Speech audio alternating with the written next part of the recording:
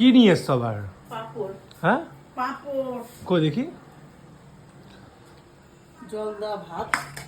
তো আজকে হচ্ছে শনিবার, আজকে নিরামিষ খাবার। তো আমার রাতের খাবারটা তোমাদেরকে দেখাচ্ছি, শুধু দেখো। আর দুটো ভাত খাওয়ার জন্য যে আমাকে এতটা কি বলবো এটাকে, অপেক্ষা করার পর দেখাচ্ছি, দেখো। এখানে রয়েছে পাঁপড় এতগুলো, এখানে রয়েছে পনির, ঠিক আছে, আর বলো না যে পনির নেই। আর এখানে রয়েছে টক দই, আমার ফেভারিট। এখানে রয়েছে তোমার হচ্ছে, এটা হচ্ছে কলা, একটা হচ্ছে পাউরুটি, আর এই যে আমার অলমোস্ট ফেভারিট পান্তা ভাত। তো রাতের খাবার আশা করি এটুকুনি যথেষ্ট। তো প্রচণ্ড খিদে পেয়েছিল, আমি দোকান বন্ধ করেছি আজ 10টা, যেখানে 9টায় বন্ধ করি।